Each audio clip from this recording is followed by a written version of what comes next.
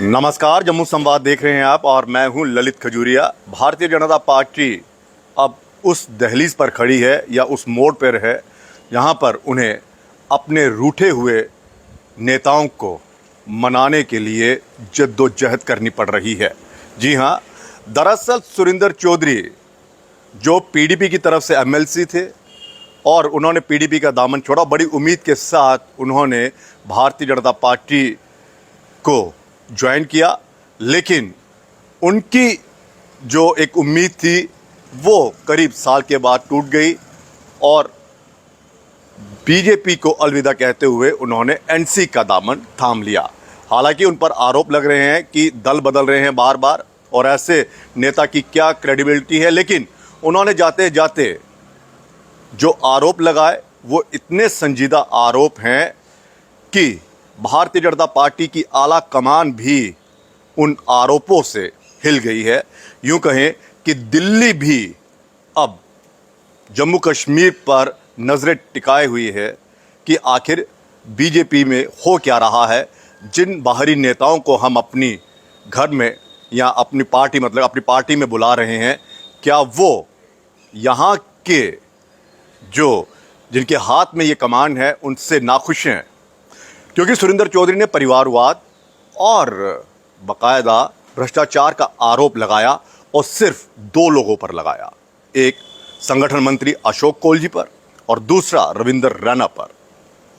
यह आरोप बहुत ही गंभीर है, अपने आप में एक सवाल खड़ा कर रहे हैं बीजेपी पर। क्यों? क्योंकि बीजेपी की जो लड़ाई है वो परिवारवाद के खिलाफ है। आप देखिए, प्रधानमंत्री नरेंद्र मोदी जी, जेपी नड्डा जी जो राष्ट्रीय अध्यक्ष है भारतीय जनता पार्टी के, गृह मंत्री अमित शाह जी, उनका जो हमला होता है, बाप बेटे की सरकार, बाप बेटी परिवारवाद, यहाँ पे 3 परिवारों ने राज किया, कांग्रेस पर हमला। लेकिन जम्मू कश्मीर में अगर भारतीय जनता पार्टी की बात करें तो यहाँ पर परिवारवाद जो है वो कूट कूट कर भरा हुआ है और बाकायदा उस परिवारवाद को आगे बढ़ाया जा रहा है। और सुरिंदर चौधरी जी ने भी वही आरोप लगाए और टाटा बाय बाय कह दिया। लेकिन एक चीज़ अच्छी कहा जा सकता है कि उन्होंने भारतीय जनता पार्टी पर या फिर भारतीय जनता पार्टी के अन्य नेताओं पर, पूर्व मंत्रियों पर किसी तरह का कोई आरोप नहीं लगाया और ना ही संघ पर कोई आरोप लगाया। उन्होंने कहा संघ और भारतीय जनता पार्टी के उन तमाम नेताओं का शुक्रिया जिन्होंने मुझे सपोर्ट किया, यानी कि अंदर खाने से उन्हें सपोर्ट मिल रही थी। लेकिन शायद 2 व्यक्ति ऐसे थे जो नहीं चाहते थे सुरिंदर चौधरी का कद बढ़े, क्योंकि सुरिंदर चौधरी यहाँ से आ रहे हैं, मतलब आते हैं, वहाँ पर उन्होंने आरोप लगाया कि रविंदर रैना जो अपने परिवारवाद को बढ़ावा दे रहे हैं। उनके कज़न जो हैं या उनके भाई जो कज़न है, उनकी नौकरी छुड़वा कर बाकायदा भाजपा जो है वो ज्वाइन करवाई हुई है। उनकी कज़न भाभी भी जो हैं वो भी उसमें राजनीति में है और अशोक कोल पर भी ज़बरदस्त हमला बोला है। अब इतना कुछ हुआ तो राजनीतिक गलियारों में एक खबर फैल गई, या फिर यूँ कहें कि चर्चा शुरू हो गई कि आने वाले दिनों में कौन सा ऐसा नेता है जो बीजेपी को अलविदा कह देगा, जो दूसरी पार्टी से आए हुए नेता हैं। क्योंकि यहाँ पर उन्हें वो सम्मान नहीं मिला सुरिंदर चौधरी जी को जो उम्मीद कर रहे थे। और एक चीज़ और सुरिंदर चौधरी की कि उन्होंने कुछ नहीं छुपाया, उन्होंने साफ कहा कि मेरे साथ वादा किया गया था और ये वादा खिलाफी है और परिवारवाद को आगे बढ़ाया जा रहा है। तो अब किस किस पे निगाहें टिक गई? श्यामलाल शर्मा जी जो कांग्रेस से थे और भाजपा में आ गए, अपने पुत्र को भी उन्होंने भारतीय जनता युवा मोर्चा में वो लाए हैं ताकि अपनी विरासत को आगे बढ़ाया जाए। क्योंकि श्यामलाल शर्मा जी भी जो हैं वो भी परिवारवाद से ही यहाँ पर पहुँचे हैं, क्योंकि उनको उनके भाई साहब स्वर्गीय मदन लाल शर्मा जी ने राजनीति में लाया था।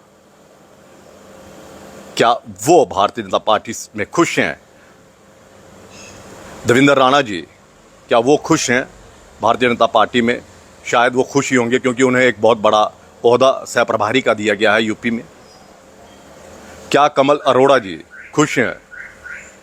यहाँ और भी जो नेता हैं वो इस पार्टी में आए हैं, वो खुश हैं? ये टोल लेने के लिए आज बाकायदा एक मीटिंग हुई भारतीय जनता पार्टी की। यहाँ पर कालूचक का जो पुल है क्रॉस किया जाता है, वहाँ पे जो होटल है, यहाँ से जाओ तो बाईं तरफ पड़ता है, वहाँ पर बाकायदा मीटिंग हुई और मीटिंग में बाकायदा उन तमाम नेताओं को बुलाया गया जो कहीं ना कहीं खुद को ठगा हुआ उस समय महसूस कर रहे थे। क्योंकि भारतीय जनता पार्टी की अगर हम बात करें खासकर यहाँ पर जम्मू में, तो गुटबाजी में ये बटी हुई है।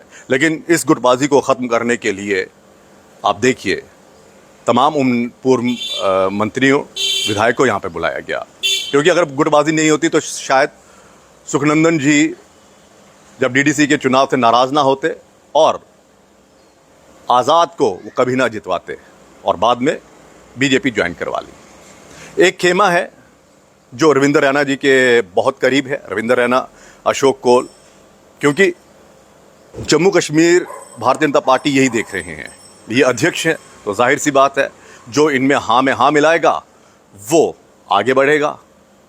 जिसमें एक नाम आपने देखा होगा कि कांग्रेस से जो आए हुए थे नेता वो एमएलए भी बने बाकायदा, वो काफ़ी करीब माने जाते हैं। उनकी पत्नी को भी बाकायदा डीडीसी मेंबर बनाया गया और वाइस चेयरपर्सन बनाया गया डीडीसी का, वो भी काफ़ी नज़दीक हैं। मनियाल साहब आप देख लीजिए कितने इनके, लेकिन जो दूर दूर नेता थे, बाली भगत पहले कभी नहीं हम देखते थे, सुखनंद चौधरी साहब वो भी बड़े दूर दूर रहते थे, सुनील शर्मा जी, निर्मल सिंह जी, ये एक अलग था खेमा, ऐसा लगता था कि शायद ये नाराज़ हैं। लेकिन आज सबके सब इकट्ठे हुए और शायद उस डैमेज को कंट्रोल करने की कोशिश की जा रही है, जहां पर ये एक मैसेज गया है कि बीजेपी में जो पुराने नेता हैं वो उन्हें दरकिनार कर दिया गया है, पूर्व मंत्रियों को दरकिनार कर दिया गया, उनकी कोई सह नहीं है, पूछ नहीं रहा है, कर्मठ कार्यकर्ता जो है उसे नज़रअंदाज किया जा रहा है।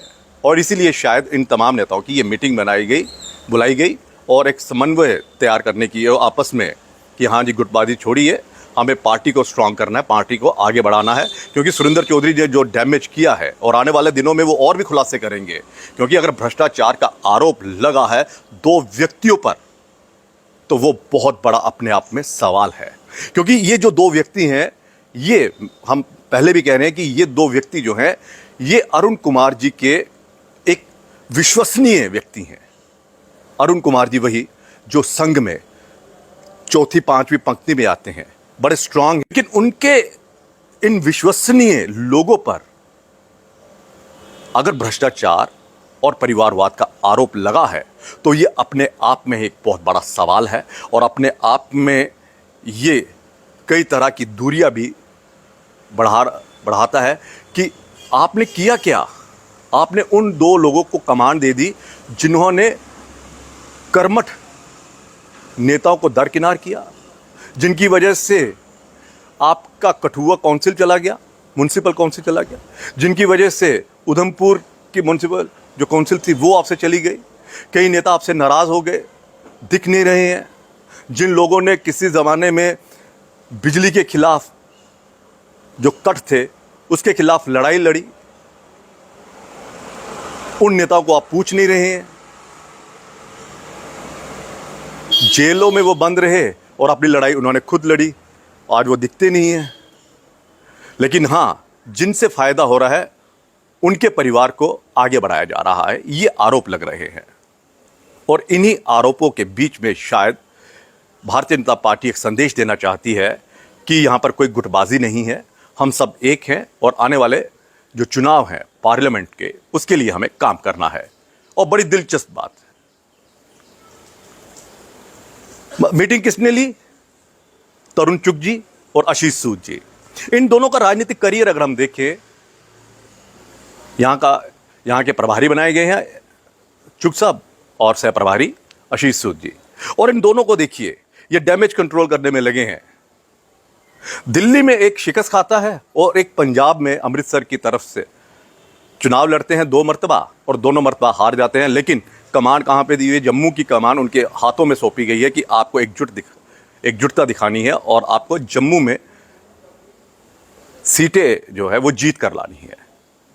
एक हारे हुए नेता, एक हारे हुए विधायक साहब जिनका अनुभव जो है जीत में 0 है, वो भारतीय जनता पार्टी के उन तमाम नेताओं को रास्ता दिखाएंगे कि आपने जीत किस तरह से हासिल करनी है। सवाल ये उठता है कि पंजाब में जो प्रदेश अध्यक्ष बनाया गया, और कितना बड़ा सवाल है चुग साहब पर ही कि आप जनरल सेक्रेटरी होकर पंजाब में एक ऐसा नेता खड़ा नहीं कर पाए कि वो पंजाब में अध्यक्ष पद हासिल कर पाते, और किसे बनाना पड़ा मजबूरी में? सुनील जाखड़ जी को, कांग्रेस के, जो कांग्रेस से नाराज होकर यहां पर आए थे। और जो व्यक्ति अपने घर में नहीं जीत पाए, जो व्यक्ति अपने घर के लोगों का विश्वास नहीं जीत पा रहे हैं, क्या वो लोग जम्मू की आवाम का विश्वास जीत पाएंगे? क्या वो जम्मू के लोगों का दर्द समझ पाएंगे? क्या वो जम्मू के लोगों की उस बेबसी को समझ पाएंगे जिस बेबसी से जम्मू कश्मीर के लोग गुजर रहे हैं? महंगाई इनसे कम नहीं हो रही, बेरोजगारी लगातार बढ़ रही है, भ्रष्टाचार इतना ज़्यादा हो गया है कि जहाँ जहाँ रिक्रूटमेंट हुई वहाँ वहाँ पर केस चल दिए। और फिर बात आती है कि हाँ जी, किस तरह के इनके जवाब मिलते हैं कि एलजी साहब जो है उनके साथ इनका समन्वय नहीं है, उनके साथ बातचीत नहीं है, और शिकायत लगाने फिर दिल्ली पहुंच जाते हैं सबके सब।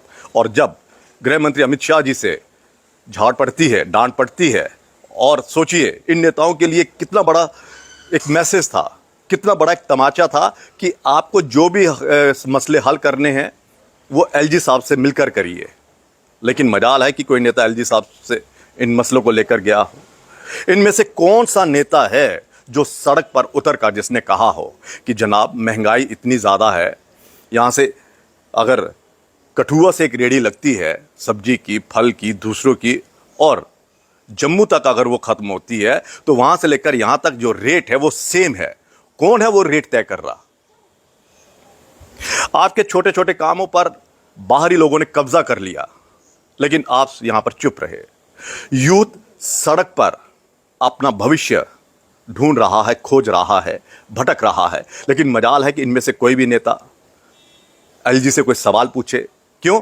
क्योंकि अगर ये पूछेंगे तो इन्हें डर है कि कहीं दिल्ली वाले नाराज ना हो जाएं, और अगर दिल्ली नाराज हो गई तो फिर हमारी टिकट भी गई। तो अब ये सिर्फ एक दिखावे के लिए शायद ये कर रहे हैं कि आने वाले दिनों में कहीं कोई और नेता पार्टी छोड़ के ना चला जाए और दिल्ली वाले फिर इनको पूछे कि जनाब हो क्या रहा है।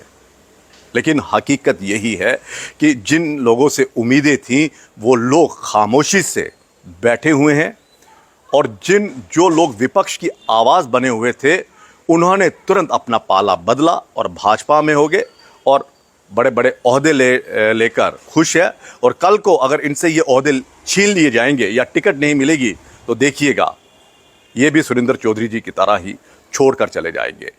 और फिर वो जो कर्मठ कार्यकर्ता है वो सही कह रहा है कि हमारे ऊपर ये लोग बिठा दिए जाते हैं और फिर हमें कहते हैं कि इनको सैल्यूट करिए। एक भी नेता की आवाज़ नहीं निकल रही है, और तमाम वो नेता जो है जो ये सोच रहे हैं कि हाँ हमें आने वाले दिनों में कोई टिकट मिलेगी या हमें आने वाले दिनों में कुछ होगा, उसके लिए ये बैठक है। लेकिन ये बैठक अपने आप में एक बहुत बड़ा सवाल खड़ा कर रही है कि आखिर आप किन लोगों को खुश करना चाहते हैं?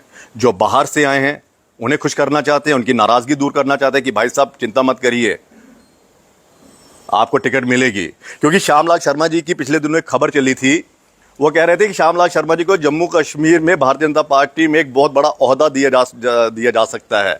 यानी कि वो था कि शायद इनको यहाँ का वो बना दिया जाए, पार्टी का अध्यक्ष बना दिया जाए, इस तरह की खबरें थी। लेकिन अब पार्टी ने सोचा उन्हें लोकसभा का चुनाव लड़ाएंगे। कहाँ से? जम्मू राजौरी से। यानी कि एक नेता खुद को अपने आप ही तैयार कर रहा है कि मुझे कहाँ से लड़ना है। एक नेता खुद को अपने आप में तैयार कर रहा है कि हाँ मुझे पार्टी का अध्यक्ष बनना है, और एक नेता खुद को अपने आप में ही ये दिखाने की कोशिश कर रहा है कि हाँ मुझे दिल्ली से एक्सटेंशन मिल गई है और मैं यहाँ पर अध्यक्ष हूँ।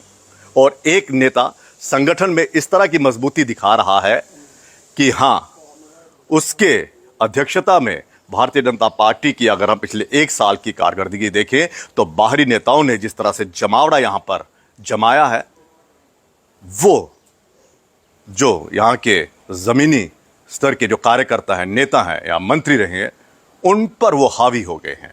तो ये सब खिचड़ी पक रही है। और फिर वही सवाल कि जम्मू कश्मीर में भारतीय जनता पार्टी की कमान किनके हाथों में सौंपी है, जो अपना विधायक का चुनाव तक नहीं जीत सके। वो सिखा रहे हैं यहाँ के पूर्व मंत्रियों को, पूर्व विधायकों को कि आपने किस रणनीति के तहत पार्टी में एकजुटता लानी है, किस तरह से जीतना है। दिल्ली में पार्षद के चुनाव तक हार गए, वो यहाँ पर सह प्रभारी बने हुए हैं, वो हम यहाँ पे बता रहे हैं कि इनको क्या करना है। तो ये जो मीटिंग है, ये अपने आप में क्या वाकई एकजुटता वाली ये मीटिंग थी, या फिर दिल्ली को धोखा या आई वॉश करने के लिए मीटिंग बुलाई कि हाँ जी सब कुछ ठीक है। लेकिन सवाल फिर वही संघ के उन तमाम बड़े बड़े नेताओं पे जिनके आशीर्वाद से ये नेता यहाँ पर पहुँचे हैं, और संघ भी अब सोच रहा है कि आखिर करे तो क्या करे। फिलहाल इजाज़त दीजिए, नमस्कार।